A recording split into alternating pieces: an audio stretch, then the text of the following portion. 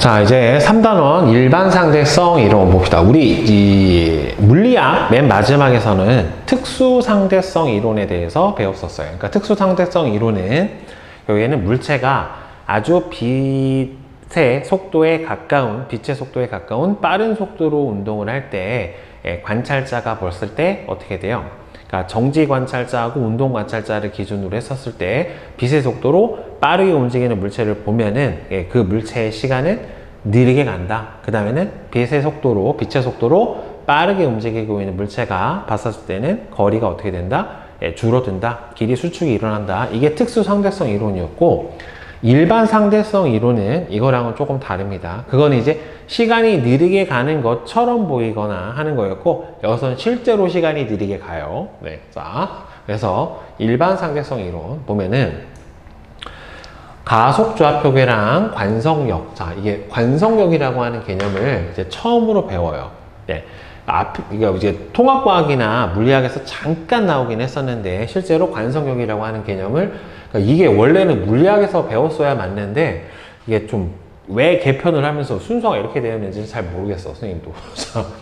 관성좌표계랑 가속좌표계. 관성좌표계. 관성이라고 하는 거는 힘이 작용을 하지 않는 상태죠. 즉, 정지 또는 등속 직선 운동을 하고 있는 관찰자를 기준으로 정한 좌표계. 그러니까 특수상대성 이론 같은 경우에는 관성좌표계를 기준으로 하는 거죠. 아주 빠른 속도로 등속도 운동하고 있는 애, 정지하고 있는 애, 둘 다 관성좌표계죠. 자, 다음에는 가속좌표계는 실제로 가속계라고 해서 가속도 운동을 하는 관찰자를 기준으로 정한 좌표계예요. 그러니까 가속도 운동을 한다는 소리는 점점 빨라지고 있는 버스를 타고 있는 상태에서 정지해 있는 사람을 본다던가, 아니면은 진짜 와방 빠른 속력으로, 엄청 빠른 속력으로 로켓을 타고서 쫙 올라가고 있는 상태에서 정지하고 있는 사람을 본다던가, 뭐 이제 그런 경우가 바로 관성좌표계죠. 가속좌표계죠. 그러니까 뭐 예를 들어서 자이로드롭으로 뚝 떨어지고 있는 그 상태에서 놀이기구에 탑승하고 있는 사람도 결국에는 뭐다? 가속좌표계다 라고 볼 수 있고, 우리가 밖에서 정지 상태에서 와 떨어진다 하고 보고 있는 것도 무섭겠다 하고 보고 있는 사람은 관성좌표계에 해당이 된다는 말이에요. 그러면 관성력이라고 하는 힘은 실제로는 가상의 힘이에요. 이게 왜 가상의 힘이냐면, 여러분들 처음에 우리가 힘을 배울 때 힘은 3요소가 있죠. 힘의 3요소는 크기, 방향, 작용점이 있단 말이에요. 이렇게 화살표로 나타냈었을 때 힘을 준 작용점, 힘의 크기, 방향, 이렇게 세 가지가 있어요. 크기, 방향, 작용점, 이렇게 세 가지가 존재를 해야 우리가 힘이다 라고 얘기를 하는데, 얘는 뭐가 없냐면 작용점이 없어. 힘을 준 사람이 없는데 힘을 받아. 그렇죠? 여러분들 예를 들어서 버스 타고 있다가 갑자기 버스가 확 출발했어. 그럼 내가 확 밀리잖아요. 누가 나 밀었니? 아무도 안 밀었잖아. 근데 내가 밀리잖아. 그렇죠? 크기도 있고 방향도 있는데 힘을 준 주체가 없어. 작용점이 없기 때문에 가상의 힘이다 라고 얘기를 하게 되는 거예요. 그래서 관성력의 방향은 좌표계, 가속좌표계 안에서 가속도의 방향하고 반대예요. 그러니까 관성력은 정확하게는 관성의 가속도가 어떻게 되냐면은 안에서 관성력을 받는 사람의 관성 가속도가 관성 가속계의 가속도와 크기는 같고 방향은 반대예요. 관성 가속도랑 크기는 같고 방향은 반대로 작용을 합니다. 그래서 여기 나와 있죠. 관성력의 크기는 가속도가 A인 좌표계에서 질량이 M인 물체가 받는 관성력은 F 관성력은 그 물체의 질량에다가 전체 관성 가속계의 가속도에다가 마이너스. 그러니까 왜 그러냐면 관성 가속계의 가속도와 크기는 같고 방향은 반대예요. 그러니까 버스 안에서 버스가 이렇게 생각하면 돼요. 그러니까 버스 안에서 이렇게 버스가 있고 전체 버스가 앞쪽으로 갑자기 3m/s 제곱으로 갑자기 부앙 하고 가속을 해요. 그러면은 여기 안에 타고 있던 사람은 가속도가 뒤로 마이너스 3m/s 제곱의 가속도를 크기는 같고 방향은 반대인 방향으로 받게 돼요. 그러니까 뒤로 확 밀리게 되는 거고, 이 사람의 질량을 예를 들어서 70kg이라고 했었을 때 이 사람이 받는 관성력은 얼마가 되냐면은 반대편으로 210N, F는 MA만큼을 받게 되는 거고, 이 버스는 받는 전체 힘은 이 버스 전체 질량에다가 안에 타고 있는 사람까지의 질량 전체 합쳐준 거에다가 가속도를 곱해주면 되는 거죠. 그러니까 버스가 받는 힘하고 안에 있는 사람이 받는 힘하고 같진 않아요. 대신에 가속도만 크기가 같고 방향이 반대인 거다라고 하는 겁니다. 그래서 관성력의 얘가 지금 선생님이 지금 안에 타고 있는 사람으로 설명을 했지만 버스 안에 있는 손잡이를 기준으로 해서도 볼 수가 있어요. 자, 가속도 운동을 하는 버스, 손잡이에 작용하는 힘과 운동 상태는 관찰자의 상태에 따라 달라요. 자, 지금 지면에 서 있는 관찰자가 본 손잡이는 버스가 갑자기 왕 출발하면 뒤로 손잡이가 밀릴 거 아니에요. 그러면 이렇게 밀리면 얘는 버스가 뒤로 손잡이가 밀려 있지만은 얘가 앞쪽 밑으로 중력을 받고 장력이 이렇게 받고, 그럼 이 둘의 합력 방향이 이렇게 작용을 할 거잖아요. 진자 운동처럼. 그러니까 밖에 있는 사람이 볼 때는 손잡이에 작용하는 힘은 손잡이의 중력, 그 다음에는 장력, 이 두 가지고, 손잡이는 얘가 이 상태로 얘 가속하는 운동 걔 안에서 같이 가는 거기 때문에 손잡이도 어떻게 돼요? A의 가속도로 가속도 운동을 하게 될 거란 말이에요. 버스 가는 속도랑 같은 속도로 점점 빨라지겠지. 손잡이도 저 안에 매달려서 같은 운동계 안에 들어있게 되는 거니까. 자, 따라서 중력과 장력의 합력에 의해 손잡이도 앞으로 가속도 운동을 하는 것처럼 보이는데, 안에 있는 사람이 봤었을 때는 지금 손잡이는 정지해 있는 거죠. 상대 속도가 0이니까. 그러면 손잡이에 작용하는 힘은 이 손잡이의 중력과 위로 작용을 하는 장력, 그리고 뒤쪽으로 작용을 하는 관성력 마이너스 MA가 작용을 하게 돼요. 그러니까 얘 두 힘의 합력과 관성력의 크기가 같아져서 얘가 정지해 있는 것처럼 보이게 되는 거다라고 하는 거죠. 결국에는. 그러니까 밖에 안에 있는 손잡이가 갑자기 뒤로 밀리는 건 결국에는 이 힘을 받아서 뒤로 빵 하고 이렇게 밀리게 된 거다라고 보면 될 거예요.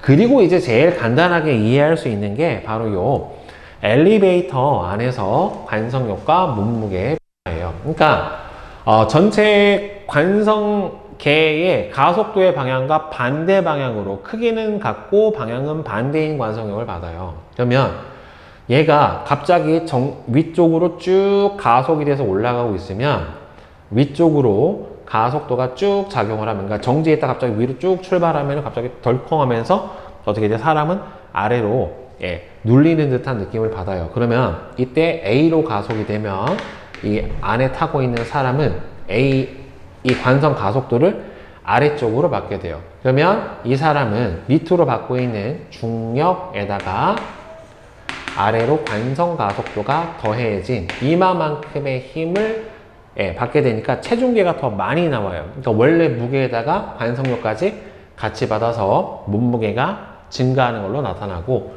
등속도 운동을 하면 그냥 중력밖에 없게 되는 거고, 만약에 아래쪽으로 쭉 가속을 하고 있으면 관성력이 위로 작용을 하게 되는 거니까 아래로 작용하고 있는 중력과 mg에서 위로 작용하고 있는 관성력 ma가 빠진 만큼으로 몸무게가 줄어들게 될 거다라고 해서 몸무게의 증감을 통해서 운동 가속도를 구해주는 문제도 출제가 됩니다. 이거는 뭐 별로 어렵진 않아요. 그 다음에 대표적인 관성력이 바로 뭐냐면은 요 원심력이에요. 원심력. 즉 원운동하는 물체는 여러분들 항상 뭐가 작용을 해요? 구심력이라고 하는 힘이 중심 방향으로 작용을 해요. 그러면 이때 원운동하는 관찰자나 물체는 관성력이 똑같은 크기로 반대 방향으로 작용을 하는 원심력이 바로 관성력에 해당이 돼요. 그러니까 여러분들 대표적으로 뭐가 있냐면 우리가 원심력을 느끼는 경우가 이렇게 자동차 갑자기 확 그 커브를 돈다라고 한번 생각을 해봅시다. 그 커브를 돌아서 빡 하면은 우리가 반대편으로 이렇게 쏠려 버린다란 말이에요. 그러니까 이 커브를 틀 때 마찰력이 구심력으로 작용을 하고, 그럼 이 구심력과 구심력에 의해서 발생하는 가속도랑 크기는 같고 방향은 반대인, 가속도가 반대 방향, 즉 이 구심력의 반대 방향으로 작용을 할 거예요. 그 구심 가속도하고 구심력에 의해서 발생하는 가속도가 이쪽으로 작용을 해주게 돼요. 그래서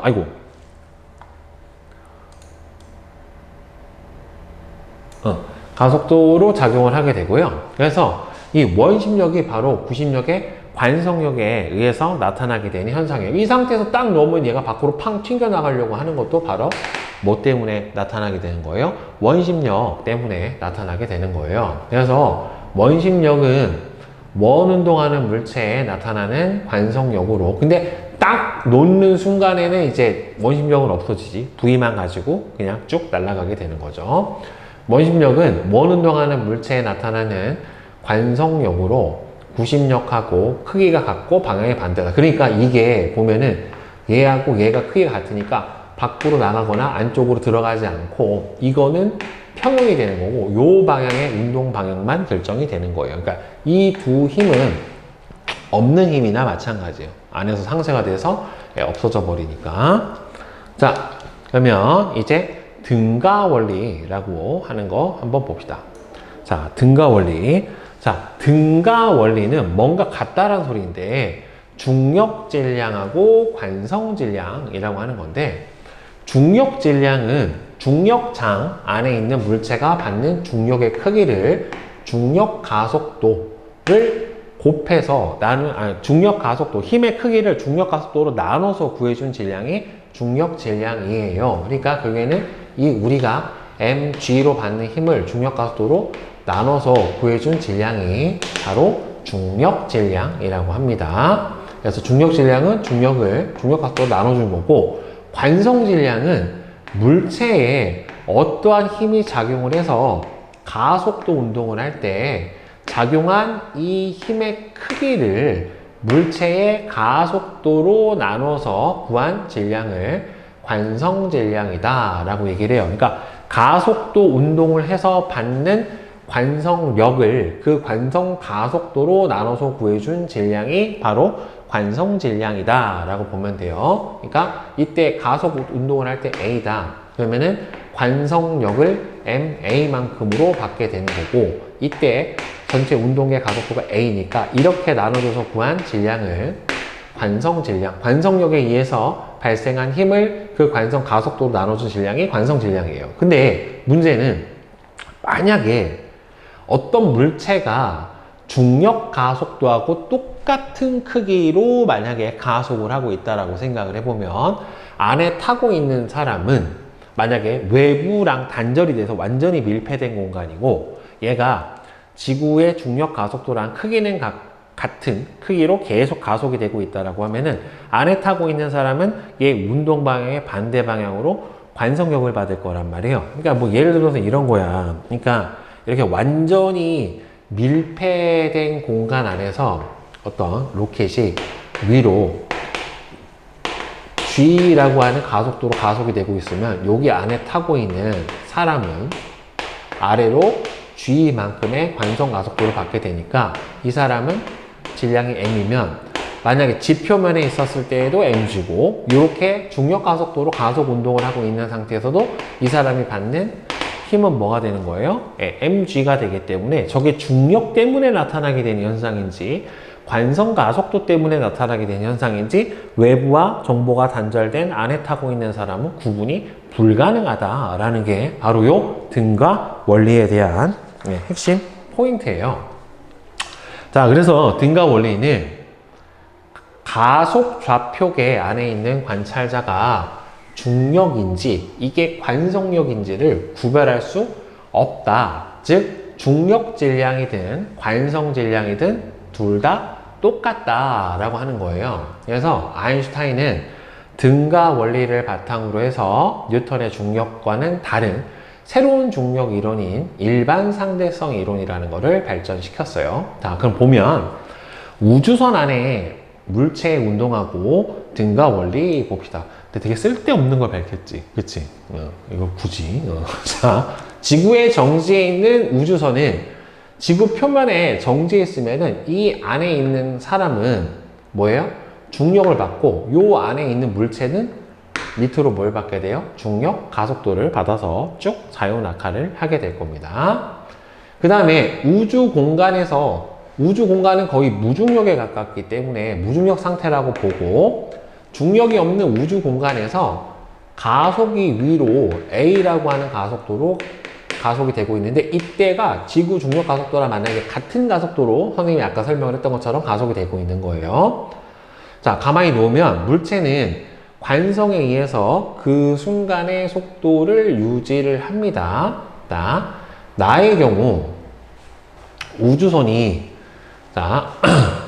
가속되고 있으면 우주선 안의 관찰자에서는 물체가 우주선의 가속도 방향과 반대 방향으로 관성력을 받아 우주선 바닥으로 물체가 떨어지는 거를 쭉 볼 수 있을 거란 말이에요. 그래서 나의 우주선의 사람이 만약에 밖을 볼 수 없다면 이 물체의 운동이 만약에 중력 가속도로 그대로 가속이 되고 있으면 중력 때문에 나타나게 되는 건지 아니면은 관성력 때문에 나타나게 되는 건지 구별을 할 수가 없다. 즉 중력에 의한 운동이나 중력 가속도와 같은 가속도로 운동을 하고 있는 가속 운동 안에서는 어떻게 돼요? 관성력에 의한 운동은 구별을 할 수 없다. 이게 똑같다가 바로 등가 원리에 해당이 되는 거예요. 그러면 중력장 안에서, 이거는 지금 무중력 상태에서는 관성 가속도, 그러니까 가속도가 중력 가속도로 가속이 되면 안에 있는 물체가 받는 관성 가속도는 마이너스 G가 되기 때문에 아래 방향으로 힘을 받는데, 이게 이제 이 무중력 상태가 아니라 중력 상태라고 생각을 해보면, 이 중력장 안에서 자유낙하를 해버리게 되면은 중력과 같은 크기의 관성력을, 그러니까 아래로 중력이 받고 아래로 중력 가속도로 가속이 되니까 얘는 위쪽으로 뭘 받아요?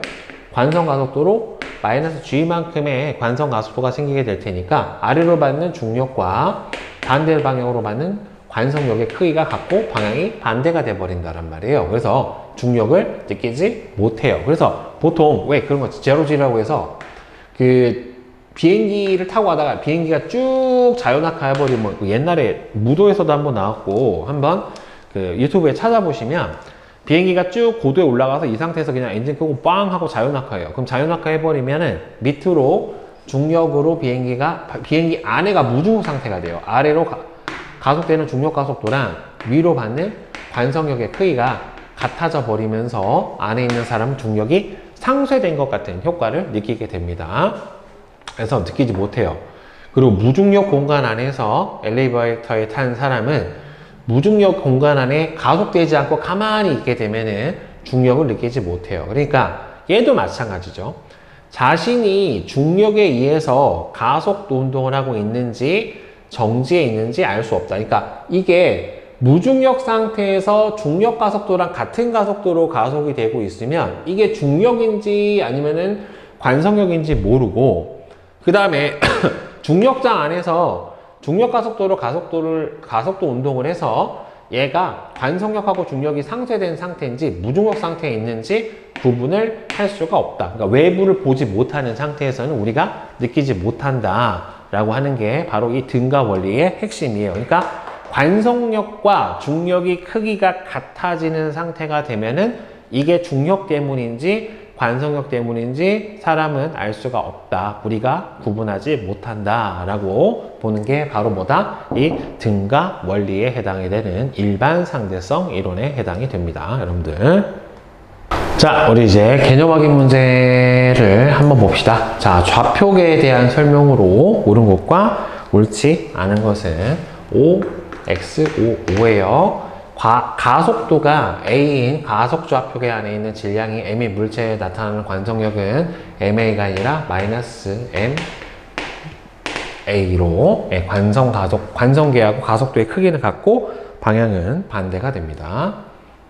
그 다음에 2번 직선상에서 오른쪽 방향으로 운동하는 버스, 그러니까 오른쪽 방향으로 지금 가속 운동을 하고 있으면은 안에 타고 있는 사람이 봤었을 때는 관성 가속도는 이렇게 작용을 할 거고, 밖에 있는 사람이 봤었을 때는 얘는 어느 쪽으로요? 이쪽으로 이렇게 운동을 하는 것처럼 보이게 될 거예요. 이거는 밖, 이거는 안. 버스 안에 관찰자가 본 거는 A, 지면에 있는 관찰자가 본 것은 B를 쓰세요. 손잡이는 가속도 운동을 하는 걸로 보이는 거는 밖에 있는 관찰자가 본 거니까 지면에 서 있는 관찰자가 본 거니까 B다 라고 봐야 되겠죠. 자, 그 다음에 손잡이는 정지해 있는 거는 안에 타고 있는 관찰자가 봐야 되는 거니까 A고, 그 다음에 손잡이에는 중력과 줄의 장력, 그리고 관성력이 작용을 한다라고 보는 거는 안에 타고 있는 관찰자고, 중력과 줄의 장력이 작용을 한다라고 보는 거는 바로 밖에 있는 관찰자, 지면에 서 있는 관찰자 B가 본 거다라고 봐야 되겠죠. 자, 그 다음에 3번 보기는 엘리베이터의 운동에 대한 설명인데, 엘리베이터를 탄 사람의 몸무게가 증가하게 측정되는 경우는 결국에는 아래로 관성력이 작용을 하는 경우라고 봐야 되겠죠. 그러면 엘리베이터가 위로 출발하면은 위로 가속을 받게 되는 거니까 얘는 관성력은 아래쪽으로 받게 돼요. 엘리베이터가 위로 등속도 운동을 하면은 이 경우에는 가속도가 0이고, 엘리베이터가 위로 올라가다가 멈추면 점점 속도가 느려지는 거니까 운동 방향의 반대 방향으로 이렇게 R자임이 작용하게 되고, 그러면 관성력은 위로 작용을 하게 될 거예요. 엘리베이터가 아래로 빵 출발을 하면은 아래로 가속도가 생기니까 위쪽으로, 그러니까 아래로 가속도가 작용을 하니까 엘리베이터에 탄 사람은 위로 관성력이 작용을 하게 될 거고, 그 다음에 엘리베이터가 아래로 등속도 운동을 하면 결국에는 가속도는 0이고, 아래로 내려가다가 멈추면 속도가 점점 느려지는 거니까 위로 뭘 받아요? 가속도를 받고, 그럼 안에 타고 있는 사람은 아래쪽으로 관성력을 받게 될 테니까 몸무게가 증가하는 경우에는 관성력이 아래로 작용을 하게 되는 기역하고 비읍에 해당이 될 거고, 몸무게가 감소하는 경우는 위로 관성력이 작용을 하는 디귿하고 리을이 될 거예요. 몸무게가 똑같은 경우에는 결국에는 관성력이 작용하지 않는 니은하고 미음의 경우가 바로 0이 나올 겁니다. 자, 그 다음에 4번 등가 원리에 대한 설명으로 옳은 것은 중력과 관성력 구별 안 돼요. 중력 질량하고 관성 질량도 서로 같고요. 중력장에서 자유낙하를 하는 엘리베이터에 탄 사람은 무중력 상태, 관성력으로 중력과 크기가 같은 힘이 작용을 하게 되니까 무중력 상태가 형성이 되겠죠, 결국에.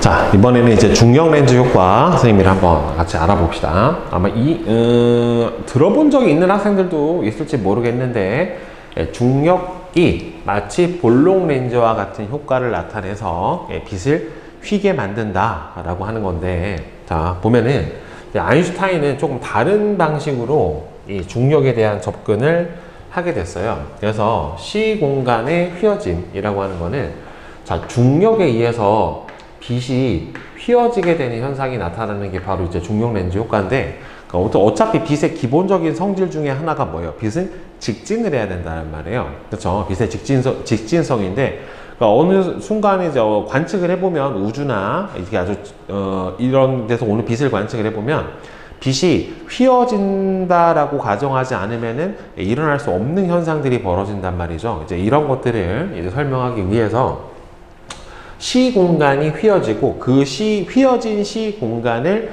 빛이 이동을 하니까 결국에는 빛이 휘어지는 것처럼 보인다라고 하는 이론으로 접근을 한 건데, 자, 가속 좌표계에서, 그러니까 가속 좌표계면은 실제로 두 가지로 볼 수가 있죠. A의 가속도로 가속이 되던가, 아니면 실제로 아주 큰 뭔가의 중력이 작용을 하던가 하는 가속 좌표계에서 빛이 휘어져서 보이는 것과 같이 중력이 작용하는 곳에서도 어떻게 됩니까? 빛이 휘어집니다.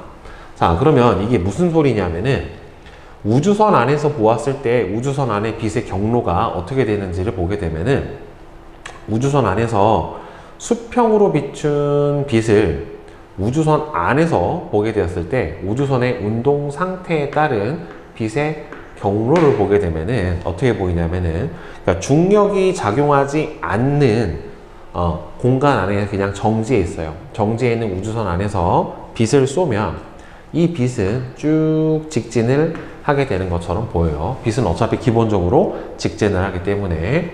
그 다음에 중력이 작용하지 않는 공간에서 등속도 운동을 하는 우주선. 그럼 둘 다 무슨 좌표예요? 관성 좌표예요. 그죠? 힘이 작용하지 않는.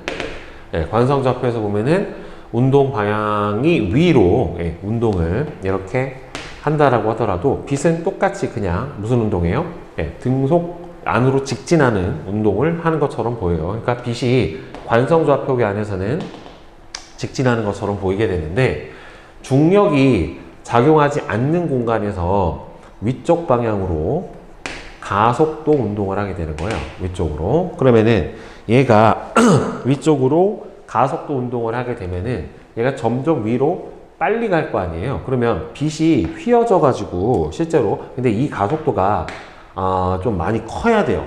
그러니까 작은 가속도는 잘 티가 안 나고 이 가속도가 제법 큰 경우 빛을 비춘 지점보다 더 낮은 위치에 그러니까 빛이 휘어져서 요 아래 도달하는 것처럼 안에 타고 있는 사람이 보인다라고 하는 거예요. 그리고 중력이 작용하는 공간, 이 가속도하고 같은 아주 큰 중력이 작용하고 있는 공간에서 정지해 있으면 어차피 관성 가속도는 아래쪽으로, 얘도 중력은 아래쪽으로 작용을 하는 거기 때문에 이 A랑 이 G랑 서로 같은 상태다라고 보게 되면은 똑같은 거죠. 등가 원리에 의해서 똑같이 다와 같은 현상이 일어나서 빛이 휘어져서 직진하는 게 아니라 아래쪽에 이렇게 도달하는 것처럼 관측이 된다란 말이에요. 그러니까 중력 때문에 빛이 휘어지게 되는 거예요. 근데 빛은 파동으로도 볼 수 있고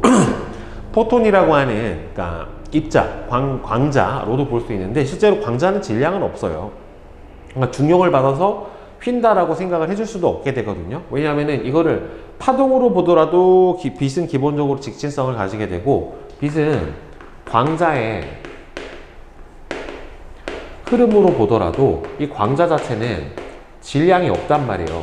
광자는 질량이 없어요. 포톤은 질량이 없기 때문에 관성력이나 중력을 받아서 아래로 휜다라고도 설명을 할 수가 없어요. 그러면 이 빛이 휘어져서 보이게 되는 현상을 설명을 하기 위해서 아인슈타인이 아주 큰 중력에 의해서 뭐가 휘어진다? 공간이 휘어지고 그 휘어진 공간으로 빛은 어차피 계속 직진을 하고 있지만 뭐가 공간이 휘어지다 보니까 휘어진 공간을 따라 빛이 휘어지는 것처럼 보인다라고 생각을 했던 거죠. 즉 빛이 중력에 의해서 휘어져 보인다. 그러니까 중력을 받아서 휘어진다 라기보다는 중력에 의해서 주변 공간이 휘어지고 왜곡이 돼서 그 공간을 따라 빛이 이동하다 보니까 빛은 기본적으로 계속 직진을 하고 있지만 휘어져서 가는 것처럼 보이게 된다라고 하는 게 바로 요 중력 렌즈 효과에 대한 설명이에요.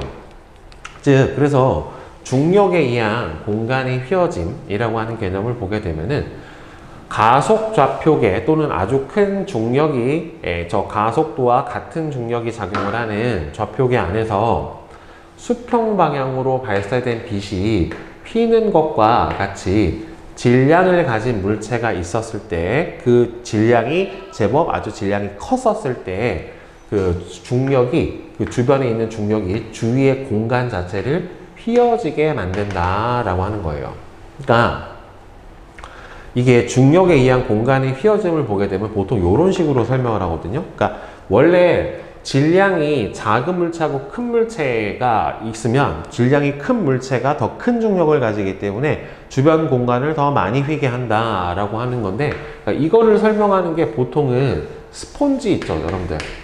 이렇게 스폰지에다가 좀 큰 왕 쇠구슬이랑 조금 작은 쇠구슬을 놓게 되면은 어차피 이 쇠구슬에 의해서 얘가 이렇게 온폭 들어가죠. 큰 쇠구슬은 질량이 크면 어떻게 됩니까? 더 많이 예, 이렇게 들어가는 거를 볼 수가 있다란 말이에요. 그러니까 주변에 실제로 스폰지가 들어가 있는 것처럼 이 큰 질량을 가지고 있는 물체에 의해서 주변 공간이 스폰지가 쑥 들어가는 것처럼 어떻게 된다? 예, 휘어지게 된다라고 하는 게 바로 중력에 의한 공간의 휘어짐 또는 왜곡이에요.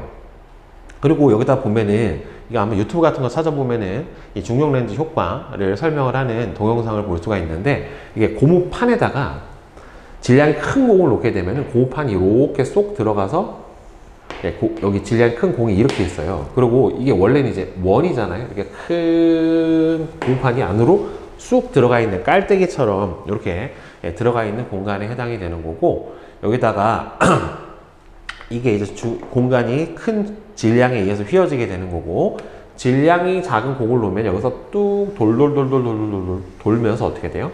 요 가운데 쪽으로 이렇게 따라서 들어가는 거를 볼 수가 있고, 요 휘어진 면을 따라서 회전을 하면서 계속 움직이게 된다는 말이에요. 그러니까 휘어진 C 공간에 놓인 물체도 어떻게 돼요?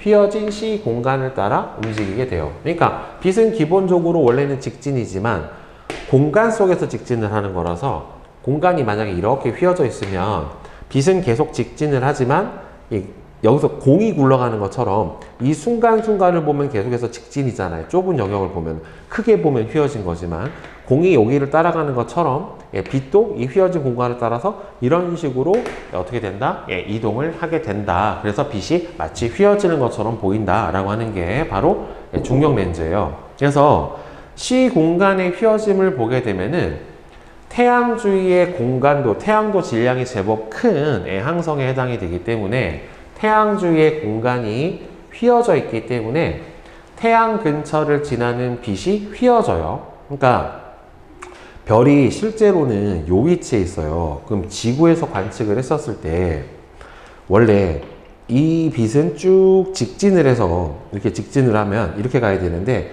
태양 주변의 공간이 휘어져 있다 보니까 이 빛이 여기서 꺾이는 거야. 이렇게 돼서 이렇게 들어와요. 그러면 지구 입장에서 보면은 빛은 연장선에 있는 것으로 쭉 보이기 때문에 실제로는 여기 있는 것처럼 관측이 되지만 이 뒤에 있어요. 그리고 원래 태양 뒤에 만약에 별이 있다라고 하면은 어떻게 돼요? 태양 뒤에 있으면은 우리는 별을 볼 수가 없다란 말이에요. 태양 뒤편에 있으면은 태양빛에 가려져 가지고 별빛을 볼 수가 없잖아요. 그런데 이 빛이 쭉 이렇게 나가다가 꺾이는 거지. 이렇게 꺾여서 지구로 들어오면은 지구는 연장선으로 보게 되니까 마치 태양 뒤에 있어서 관측이 불가능한데 우리가 볼 수 있는 이유는 바로 이 별빛이 오다가 주변에 있는 공간에 의해서 빛이 휘어서 이렇게 지구로 들어오고, 그러면 지구는 연장선으로 보게 되니까 마치 태양 뒤가 아니라 태양 뒤에 있는 약간 위쪽으로 오는 것처럼 이렇게 확인이 될 거라는 말이죠. 따라서 이게 바로 중력 렌즈의 증거다라고 볼 수가 있게 되는 거죠. 그리고 아인슈타인이 여기서 나온 사과 실험 보게 되면은 사과 2개를 자유낙하를 시키면 중력이 지구 중심 방향으로 작용을 하기 때문에 점점 가까워진다. 아인슈타인은 사과는 지구의 중력으로 인해 휘어진 공간을 따라 진행하기 때문에 자유낙하하는 동안에 조금씩 가까워진다라고 해석을 했어요. 그러니까 실제로 지구를 보면, 이게 평면에서 보면 사과를 떨어뜨리면 우리는 연직 방향으로 떨어진다. 그죠? 지구 중심 방향으로 떨어진다. 그러니까 이게 높이가 얼마 높지 않으면 중심 방향이 크게 어떻게 돼요? 차이가 안 난단 말이에요. 근데 실제로는 보면 여기가 지구 중심이라고 해보면 얘는 이쪽으로 떨어져야 되는 거고, 이 녀석은 이렇게 이쪽으로 떨어져야 된단 말이에요. 그러면 이 사과를 만약에 높이를 아주 높여버리면 지구가 여기쯤 이렇게 오게 될 거고, 이 지구 중심 방향으로 중력을 받게 되니까 얘는 이렇게 돼서 여기 들어오고, 얘는 이렇게 해서 이렇게 들어오니까 요 사이 간격이 어떻게 돼요? 점점 짧아지게 돼서 지표면에서는 되게 만난다라고 보는 거잖아요. 그죠? 그러니까 조금씩 가까워지고 있는 거는 결국에는 지구 중력 때문에 요 공간이 휘어져서 휘어진 공간을 따라서 사과가 이동을 하기 때문에 가까워진다라고 하는 개념으로 이해를 한 거죠. 이렇게 C 공간의 휘어짐으로 어떻게 된다? 물체가 이동을 하고 그 공간을 따라 빛도 이동을 하기 때문에 휘어지게 나타나게 된다. 빛이. 그게 바로 중력 렌즈 효과에 해당이 되는 거예요. 자, 그래서 중력 렌즈 효과는 볼록 렌즈를 지날 때 빛이 굴절하듯이 중력이 볼록 렌즈 역할을 해서 빛을 휘게 해주는 역할이 바로 중력 렌즈 효과고, 이 중력 렌즈 효과가 나타나게 되려면은 아주 질량이 큰 뭔가 물체 주변을 지날 때 바로 거기가 공간이 휘어져 있으니까 바로 중력 렌즈 효과가 나타나게 돼요. 그러니까 예를 들어서 중력 렌즈 효과에 따른 겉보기상이 생기는 원리라고 하는 건데, 은하단, 그러니까 은하단이라고 하는 거는 은하들이 모여 있는 거를 은하단이라고 하기 때문에 은하 질량 자체도 굉장히 크니까 은하단 질량은 굉장히 더 크겠죠. 그러니까 여기는 질량이 굉장히 크다란 말이에요. 그 다음에 뒤쪽에 퀘이샤라고 하는 거는 우주 초창기에 생긴 외부 은하에 해당이 돼요. 너무 멀리 있어서 마치 별처럼 보이는, 부상성단이나 별처럼 보이는 아주 빠른 속도로 멀어지고 있는 외부 은하를 퀘이샤라고 하는데, 이 빛을 실제로 보면 원래 빛이 하나로 보여야 될 거 아니에요? 쭉 오게 되면은, 그죠? 근데 은하단을 지나서 오는 퀘이샤의 별빛을 보게 되면은 은하단의 중력 렌즈 효과에 의해서 휘어져서 지구에서 볼 때 퀘이샤가 여러 개로 보인다라고 하는 건데, 그러니까 이게 지금 은하단이거든요. 그럼 여기서 은하단이 있고 퀘이샤가 은하단 뒤에 있는데, 얘가 요 은하단의 주변에 휘어진 공간을 통과해서 오다 보니까 별빛이 어떻게 되는 거냐면 여러 갈래로 휘는 거예요.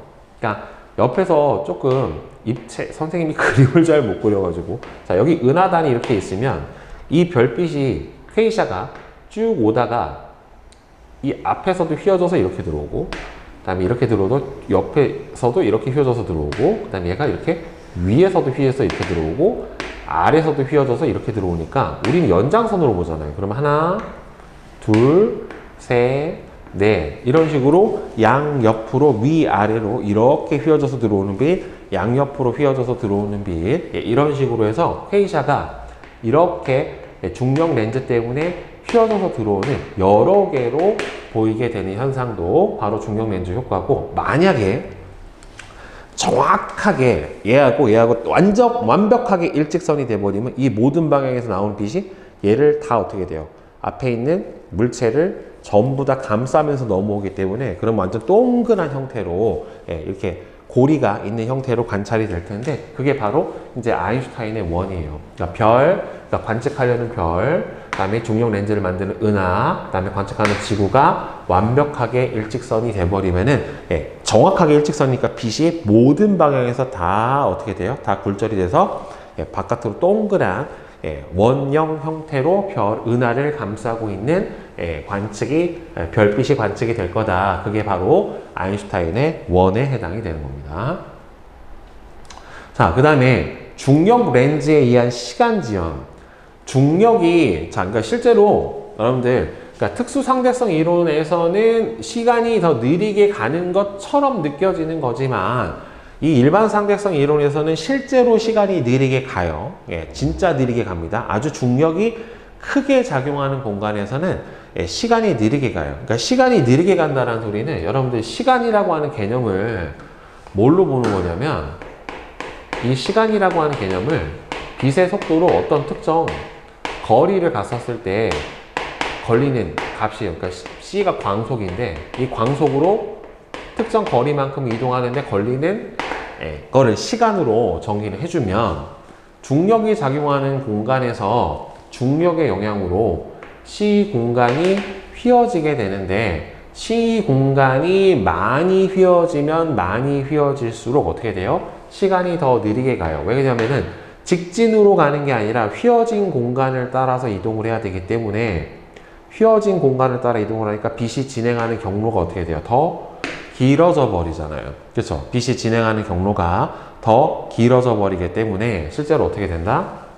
더 시간이 오래 가요. 그러니까 여기서 만약에 이렇게 직진해서 이렇게 왔다 갔다 하는데 걸리는 시간과, 얘가 여기서 요 휘어진 경로를 따라 이렇게 왕복하는데 걸리는 시간을 보면은 같은 속력으로 휘어진 경로를 왕복을 하는데 걸리는 거리가 더 멀잖아요. 그러니까 같은 속력으로 왕복 거리가 멀어지니까 시간이 더 많이 걸릴 수밖에 없게 되는 거죠. 그래서 이런 식으로 시공간이 많이 휘어진, 중력이 아주 큰 공간 옆을 지날 때 또는 중력장이 아주 큰 곳에 있을 때는 시간이 실제로 느리게 흘러요. 그래서 중력이 큰 곳이 중력이 작은 곳보다는 시간이 더 어떻게 됩니까? 느리게 가게 됩니다.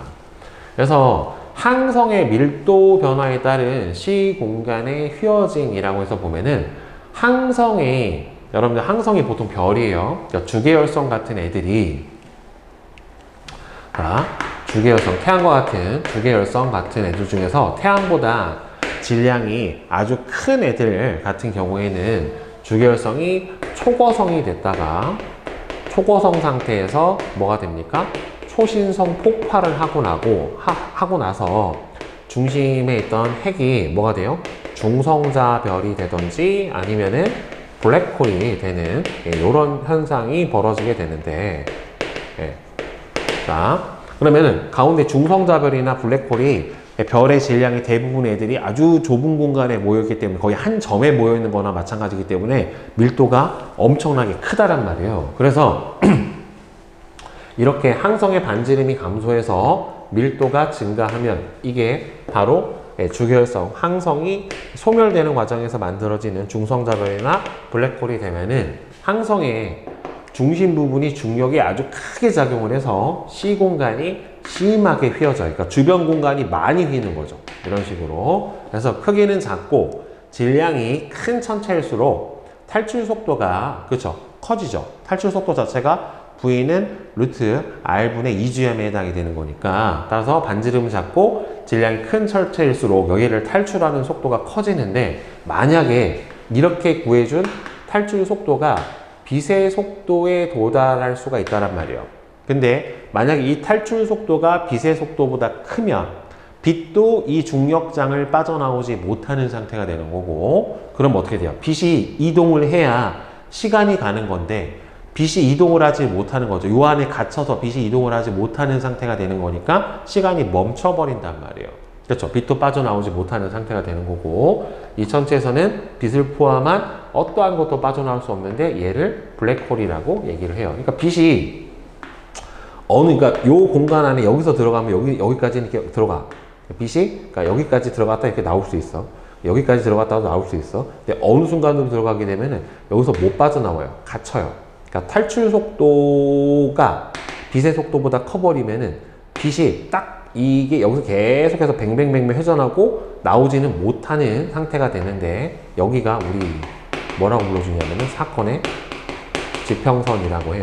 그러니까 탈출 속도, 블랙홀의 탈출 속도가 빛의 속도랑 똑같아서 빛이 블랙홀의 중력장을 이겨내지 못하고 나오지 못해. 그럼 들어갔던 빛이 못 나오니까 빛이 아까 이동한 거리를 나눠준 게 우리가 시간으로 측정을 해준다라면 시간이 안 가는 거죠. 빛이 멈춰버렸으니까, 결국에는. 그래서 이게 바로 사건의 지평선이라고 하는 부분이 탈출 속도와 빛의 속도가 같아지는 시점이다 라고 보면 됩니다. 그래서 블랙홀의 시공간은 엄청나게 깊어요. 안쪽으로. 그래서 블랙홀이라고 하는 게 지금 선생님이 설명을 했던 것처럼 아주 질량이 크고 크기가 작은 천체일수록 중력은 크게 작용을 하죠. 그러니까 중력과 속도가 G R 제곱분의 라지 M에 해당이 되는 거니까 반지름은 작고 질량이 크면 클수록 중력과 속도가 클 거란 말이에요. 천체에서의 탈출 속도는 커져요. 그죠? 탈출 속도는 어떻게 돼요? 루트 R분의 2gm이 이게 탈출 속도에 해당이 되는 거니까 더 커지게 되겠죠. 결국에는 이렇게 중력이 매우 커서 빛도 탈출할 수 없는 거 선생님이 얘기했죠. 이 탈출 속도가 광속 C보다 크면은 빛이 못 빠져나오게 되는 거고, 같아지는 점이 사건의 지평선이고, 그래서 이런 천체를 뭐라고 불러준다? 블랙홀이라고 얘기를 해요. 블랙홀은 태양 질량의 3, 4배를 3, 4배 갖다는 안 만들어져. 보통 20배가 넘어야 보통 블랙홀이 만들어진다라고 얘기를 해주는데, 3, 4배 정도 돼가지고는 중성자별 정도밖에 안 만들어져요. 물론 그것도 굉장히 중력이 크긴 합니다. 3, 4배를 넘는 별이 핵융합을 멈추면서 폭발해서 중심부가 수축해서 만들어진 게 바로 블랙홀이에요. 그럼 블랙홀 주변의 시공간은 일반 상대성 이론에 따르면 질량이 어마어마하게 매우 큰 블랙홀, 실제로는 질량보다는 밀도가 큰 거죠. 밀도가 큰 블랙홀 주위의 시공간은 빛조차 탈출할 수가 없을 만큼 아주 극단적으로 휘어져 있고, 이렇게 아예 여기 이게 들어가면 블랙홀 빠져나오는 대로 화이트홀이라고 하는데 이건 없대요. 극단적으로 휘어져 있고, 시간은 매우 느리게 흘러가고, 어느 순간이 되면은 시간도 사건의 지평선 안으로 들어가면 시간도 안 흘러버리게 되는 거죠. 시간은 매우 느리게 흐르기 때문에 마치 시간이 정지한 것 같은 현상이 나타나요. 그래서 뭐 인터스텔라 보면은 그 아버지는 시간이 안 흘러서 그대로 젊은 상태인데 갔다 오니까 딸은 뭐 늙어서 할머니가 돼 있더라, 뭐 이런 것들이 바로 일반 상대성 이론에 의해서 등가 원리가 작용을 하고 중력 렌즈 효과 때문에 시간이 아주 느리게 흘러가면은 그런 현상들이 벌어질 수가 있게 된다라고 볼 수가 있겠죠. 자, 그럼 이제 개념 확인 문제 한번 봅시다. 그린 가는 중력이 작용하지 않는 공간에서 우주선이 등속도 운동을 하고 있는 경우 빛의 진행 모습을 나타냈대요. 그러니까 등속도 운동을 하고 있는 경우에는 자, 이렇게 빛이 쭉 직진해요. 아니면 정지했던가. 그런데 이렇게 빛이 휘어져서 진행을 할 수 있게 되는 경우에는 두 가지가, 일단 첫 번째가 이 우주선이 가속되고 있는 경우,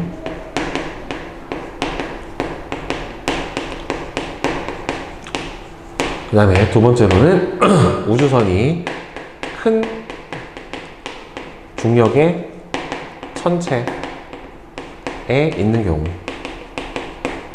어차피 두 가지는 등가 원리에 의해서 어떻게 돼요? 같은 현상이죠. 저 큰 천체의 중력만큼으로 가속이 되고 있다라고 하면은 결국에는 동일한 거죠. 자, 그 다음에 2번 중력 렌즈 효과에 대한 설명으로 옳은 것과 옳지 않은 것은, 자, 셋 다 맞아요. 무거운 천체 주변을 지나는 빛은 시공간의 휘어짐에 따라서 빛이 휘어져서 진행을 하고, 중력이 렌즈처럼 빛을 휘게 해서 여러 개의 상을 만드는 것도 이걸 중력 렌즈 효과라고 하죠. 은하의 질량이 크면 클수록 은하 뒤편에서 오는 빛이 더 많이 휘어지게 될 거고, 휘어지는 정도가 커서 관찰되는 별의 위치와 실체 위치의 거리 차이가 많이 나요. 많이 왜곡이 돼서 휘어질수록 실제로 연장선하고 원래 별의 위치랑 차이가 커지게 되니까 실제 위치 차이는 많이 나게 됩니다. 그 다음에 3번 일반 상대성 이론에 대한 설명으로 옳은 것과 옳지 않은 것은, 중력이 크면 클수록 시간이 빠르게 흐르는 게 아니라 느리게 흐릅니다. 느리게. 행성에 가까워질수록, 행성에 가까워진다는 소리는 중력값이 커지니까, 중력이 커지면 공간의 왜곡이 그만큼 커지게 되고 시간이 느리게 흐를 거예요. 빛은 중력이 작용하는 공간에서만 휘어진다. 중력이 작용하지 않더라도 중력과 거의 유사한 가속도로 가속이 되고 있다라고 하면은 휘어질 수 있게 돼요. 등가 원리에 의해서. 그 다음에 4번 그림은 허블 망원경으로 관측한 천체의 사진을 나타내는데 아인슈타인의 십자라고 한대요. 그러면은 지구에서 가장 가까운 천체는, 즉 외부 바깥에 있는 애들은 휘어져서 보이게 되는 왜곡된 별빛, 굴절된 별빛이에요. 그러니까 별이 하나인데 이렇게 네 개로 보이는 거고, 실제로 중력 렌즈 역할을 한 요 가운데 있는 E가 바로 내가 가장 가까운 은하에 해당이 되는 거고, 은하 또는 은하단에 해당이 되는 거고, 이 은하단 또는 은하가 무슨 효과를 일으킨 거다?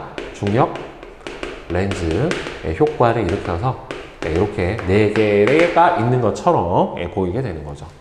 그 다음에 5번 블랙홀에 대한 설명으로 괄호안에 알맞은 말은, C 공간이 극단적으로 휘어져서 탈출 속도가 빛의 속도보다 큰 천체를 블랙홀이라고 하고요. 블랙홀에 가까울수록 시간이 느리게 갑니다. 그 다음에 6번 그림과 같이 동일한 시계를 인공위성과 지표면에 두었을 때 시간이 다르게 흘러요. 그러니까 인공위성 내부는 거의 뭐하고 뭐가 거의 평행 상태냐면은 구심력으로 작용하는 중력과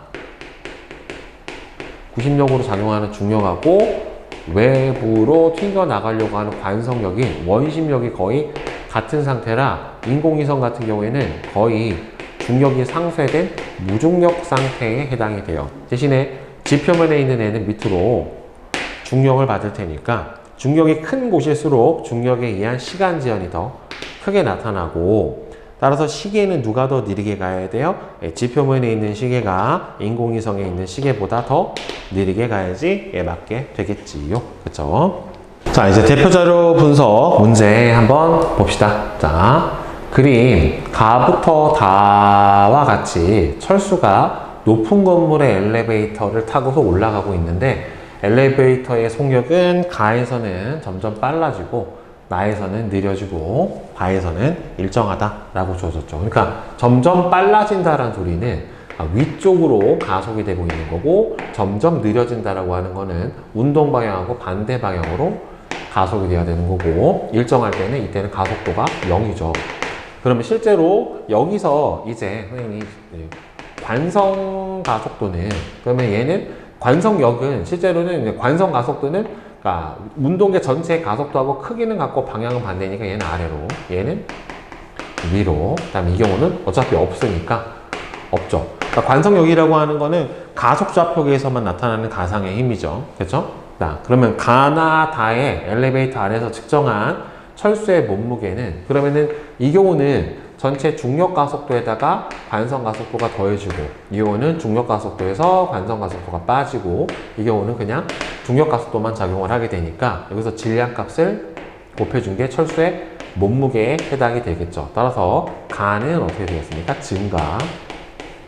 그다음에 나는 감소. 그다음에 다는 그냥 변화가 없죠. 일정. 이렇게 될 거예요. 가에서 엘리베이터의 가속도가 얘가 증가하면 얘랑 똑같은 크기로 얘도 같이 따라서 증가하기 때문에 전체 아래로 받는 관성력도 증가를 하게 되겠죠. 철수의 몸무게는 어떻게 된다? 증가한다. 가에서 엘리베이터가 더 빠른 속도로 일정하게 움직이면 어차피 더 빠르던 말던 간에 일정하게 움직이면은 가속도는 여기니까 관성력 자체는 작용을 하지 않는다란 말이에요. 따라 철수의 몸무게는 어떻게 된다?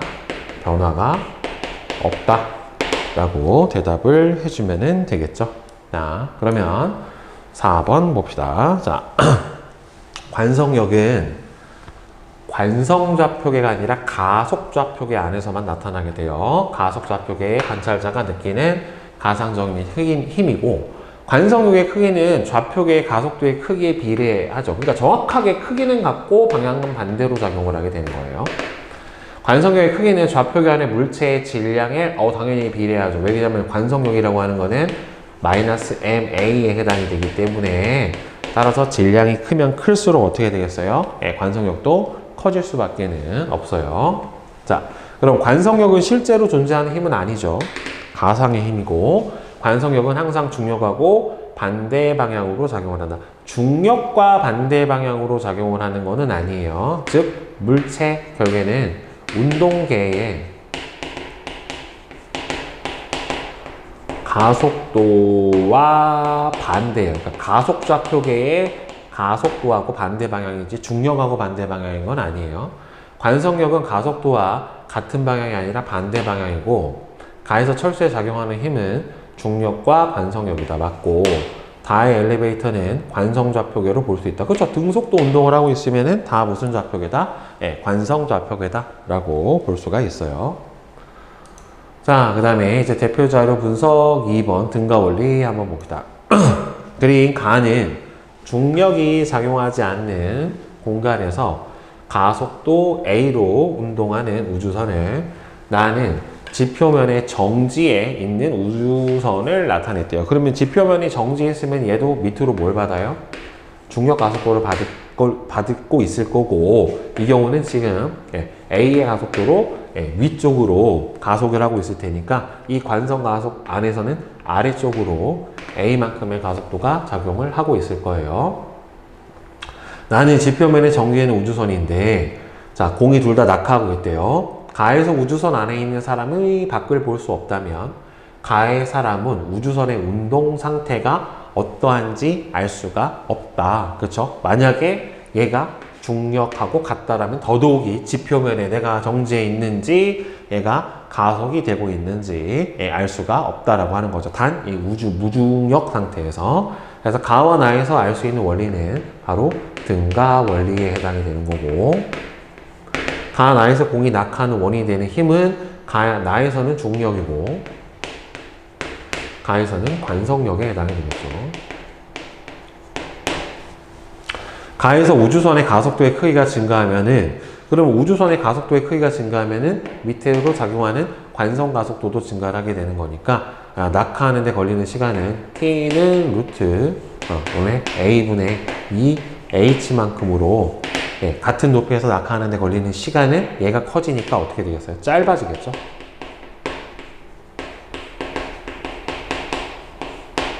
나에서 행성의 중력이 증가하면 공의 낙하 시간은 어떻게 되겠습니까? 얘도 마찬가지로 짧아져야죠. 똑같이. 달에서 낙하하는 시간이 지구보다 긴 이유는 지구보다 중력이 작아서 그런 거죠. 그렇죠? 따라서 얘도 짧아진다.